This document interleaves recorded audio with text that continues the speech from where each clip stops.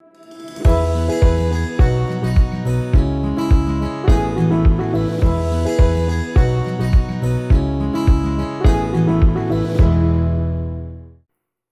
to Proof Points, a podcast by Latham High-Tech Seeds. Family owned and farm proven for more than 75 years, Latham Seeds is growing strong. Now, here's product manager and host of Proof Points, Steve Sick. Today we're here with Cody Trample, RSM in North Central Iowa. How are you today, Cody? Good, Steve. How are you? Good. Let's start out with really what's new in your territory. What kind of been going on this year? Well, Steve, we kind of got I'd say a fair start. Corn looks really, really good. We did have some issues with beans crusting. Obviously, we had 3 specific planting dates that I feel probably impacted the most: June 9th, 10th, and 11th. It wasn't hybrid or variety specific. It was kind of throughout my whole territory. Mm-hmm. But yeah, we've been dealing with that. Replants are pretty well all done. We did have some pop-up storms kind of move through our system here in the last week or so. That did cause some hail. So I'd like to have a discussion about that, how we manage that crop moving forward. Right. On those storms, how's that affected stand establishment? It really was, other than, places where stuff got hailed, it really hasn't had any effect on stand other than, crusting. We were counting some stand counts down in the southwest part of my territory that were 30 to 40,000 in soybeans. So that was a pretty easy decision to make, where we're going to have to go in and plug some in. We did go in and do that. Where it got a little more interesting is when we were counting, that 60 to 80,000 range. I do feel like we do have a full yield potential at, at 70 to 80,000. So one recommendation I was making to my dealers and growers and customers, if we were 70,000 and above, leave it. But in the situations where the hail come in, it's a little tougher to make those decisions. But, these plants are resilient, whether it's corn or soybeans. Right. So we do have to give, that crop a little bit of time before we go back in and reassess what's going on before we make a replant decision. What's your recommendation on time to go in for reassessment? I'd say a week after the initial storm. I know that's typically what crop adjusters like to do, 7 to 10 days to go back in and reassess the situation. And with that too, typically it comes with heavy amounts of rainfall. Right. So, that could be the amount of time that we have before we could get back in. Yeah, that's always the most difficult thing, is keeping growers out of the field for that initial week, because obviously right after a storm they want to go out there and make that assessment. But in your recommendation, we need to wait a good week to 10 days. Correct, especially with corn, the growing points, below the ground or right there at it. So you need to assess the damage done to that growing point. A recommendation that I've always given, even when in retail agronomy, is in hailed situations like that, it's key to, apply a fungicide, a week to 10 days after the first initial damage is done. I do feel that that'll help, retain your highest yield potential by applying a fungicide. Whether it was planned or not, I think it's key in order to do that. Yeah, I would agree. Any field that's been damaged by Mother Nature, we need to protect it, because obviously any open sore on that plant is just a good vector for disease to come in. Have you seen much disease, taking hail out of the equation in storms? Have you seen much disease in your territory? No, not really. Crown rot could be setting in right now in corn, and you'll start to see the onset of some of that, but it's kind of one of those hidden diseases that you don't really realize you have it until it's too late in the fall when your corn starts tipping over. So I think it's key to be scouting every single week and every single day, because this crop is our livelihood. Right. No, I agree. And with the advent of modern technology, modern germplasm in corn and soybeans, it makes a world of difference on how we're tolerating storms, how we're tolerating what Mother Nature can really throw at us anymore. Yeah, correct. And, now's the key time to be scouting for weed pressure as well. It's more important than ever to get a good kill on soybeans now. Apply a layered residual to make sure, we're continuing to get activity in the soil so we can last till, row closes. And definitely a lot tougher to do in soybeans, I think, than in corn. So it's worth the extra money to be, applying those extra herbicides now rather than dealing with a mess later on. No, you bring up a great point. I think that's the most overlooked point is people think they can, go out and let their field turn into a golf course, be completely green, and then go in and rescue it with glyphosate, glufosinate, whatever it might happen to be, and not lose any yield. Yep. And I think they do lose quite a bit of yield, unfortunately. And it's key to use multiple modes of actions too in both corn and soybeans when you're spraying. I think we've all seen some glyphosate resistance, and there's other things just coming down the forefront too. HPPD resistance. So it's key to, like I mentioned before, to use multiple modes of action just to secure our success. Mm-hmm. Yeah, just to build off that, I mean, what Latham products and technologies are you most excited about this year? Well, being family owned, it's kind of nice to have multiple modes of technology to be able to use at our fingertips. My territory is heavier in lists than it is XtendFlex because I do have some endangered species counties. Have you seen, technologies aside, what are you seeing with E3s versus Xtend? As in yield? They're neck and neck. Yeah, and that's, I think, it's changed over the last couple of years.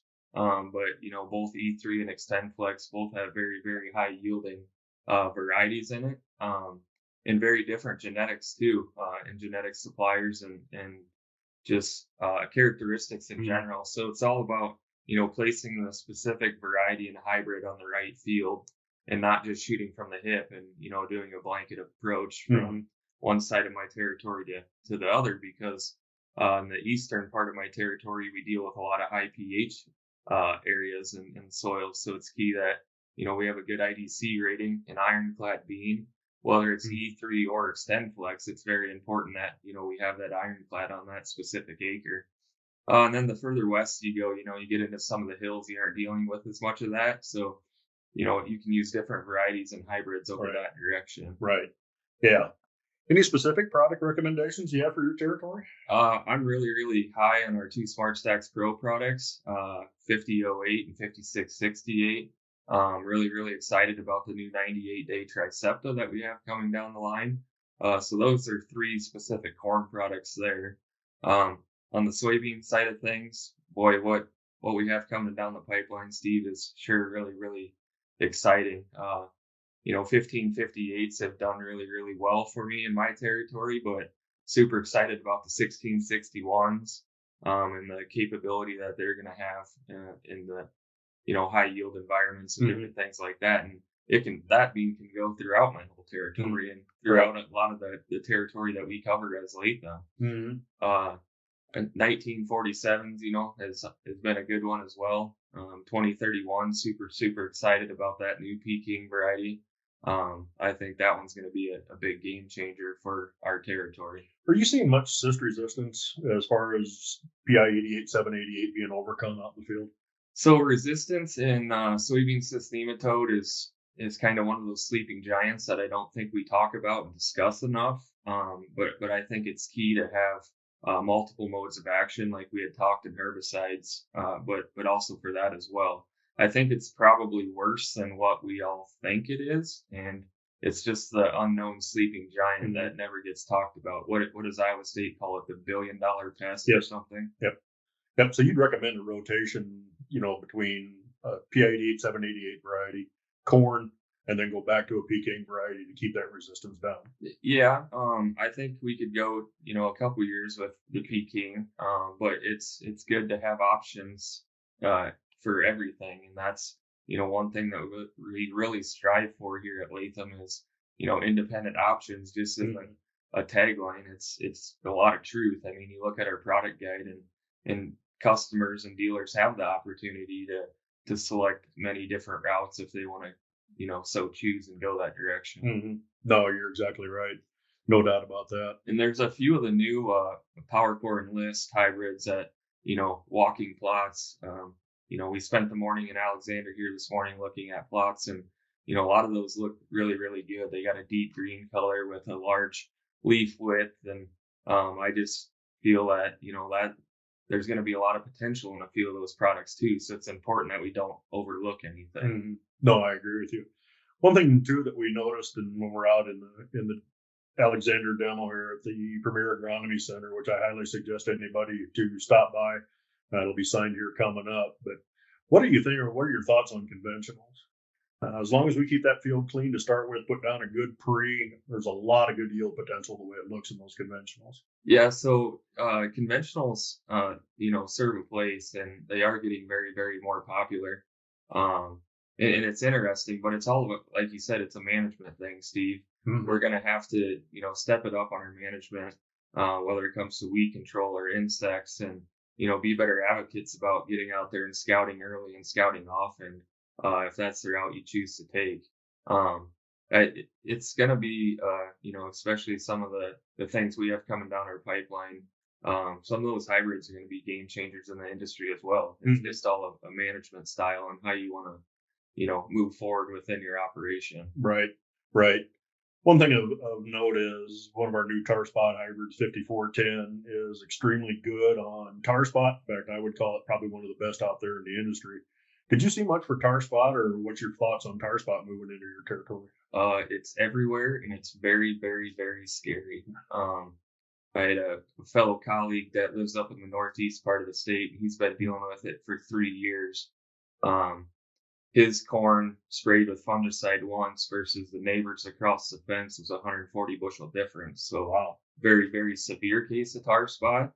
I have seen it, hybrid specific, where it can be 20 to 30 bushel difference from one hybrid to the other, and how it responded to tar spot. So the problem with tar spot is, once you see it, it's already too late, because that disease has already been in the plant for 10 to 14 days already. So I think it's key that we plan on doing a tassel fungicide, and, continue to keep scouting, because it could take multiple applications to control that disease. Yeah, I agree with you. It's a very devastating disease, and unfortunately, it's the one that keeps on giving, because once you have it, it's just very difficult to get rid of. Yeah, I was out in some soybean fields here, putting in plots and walking fields and scouting, and you can still see it in the residue and worked residue that was ripped from last fall or a year ago. I'd say from Mason City west, it came in late enough last year that it didn't have the huge yield effect that it could if it sets in June and July. Yeah, that makes sense. Is there any other trends that you're seeing, maybe weather-wise, maturity side? I know from where I'm from, there's cases to where we used to plant, mid-year 2 soybean, and now as our climate shifts a little bit, we're planting more and more fuller season products, people taking advantage of that full season. Yeah, I don't think we need to throw all of our eggs in one basket, but we've definitely seen a shift in the trend of planting later RM products. You need to work with your dealer or your, whoever, and put together a good mix. So maybe do 20% early, 60%, kind of in your maturity range, and then, 20% later, just so you get a good broad aspect of, everything, not only that we have to offer, I guess. So just try not to throw all your eggs in one basket. Yeah, I would agree. Maturities, hybrids, and the new technologies and new genetics seem to travel a lot more than what they did before in the past, to where you can bring a 104 day down to about 108 day in most cases. Now, there are a few hybrids, as Cody mentioned, make sure and check with your dealer on hybrids that won't go south. Correct. But, anymore, the way we go with the frost date being pushed later and later, it seems like we can take advantage of that full growing season. Spread out your risk, I think, is key. Exactly. And look how technology has changed too when it comes to dryer systems, and how much quicker and maybe not necessarily more affordable, but it's affordable to, combine wetter corn and, do some of those things to make sure we don't run into standability issues and different things like that. Yeah. No, I would agree with you. And then today too, with the new technology and combines, it's so much easier to harvest fuller season maturities and get that little wetter corn off the cob too. Yeah. Yep. Nothing's quite what it used to be. No, for sure. Is there anything else you want to tell us about your territory? Really, really excited, bringing a lot of excitement and momentum moving forward. Have a great product launch, probably the best in quite a few years, and I look for us everywhere because, we're going to make a name and, Mhm. really grow. So, uh, No, very good. No, I would agree with you. As we start to narrow down the portfolio a little bit, I think we're bringing some top-notch, high-class products in all technologies. We're not limited to just one supplier, as Cody mentioned earlier. So, keep an eye on that. Definitely get out, look. There's some new plot styles going around this year. Can you just briefly mention on that what we've got going on and new training trials this year? yeah. So, we have PD plots scattered throughout our footprint. And then also tie plots as well. And tie plots are available for uh, RSMs, dealers, and customers to go out and see, touch, and feel the products, not only in our existing lineup, but our new products coming down the pipeline as well. So that's super, super exciting. And I have a few in my territory here, one in Alexander and one in Sheldon. So it's pretty nice to be able to, have opportunities to go touch, feel, and see things, but even before we do a full product launch. Mhm. Yeah, the breadth of the program is growing immensely, and it's just going to do nothing but grow. For example, just here at the Alexander site, there's a small PD plot that we have over 300 hybrids that we're testing, new and upcoming things that we're just looking at here in this maturity range. So a lot of new things up and coming. Yeah. No, very good. No, and with that, I hope you've enjoyed this episode of Proof Points. Thanks for tuning in and have a great week.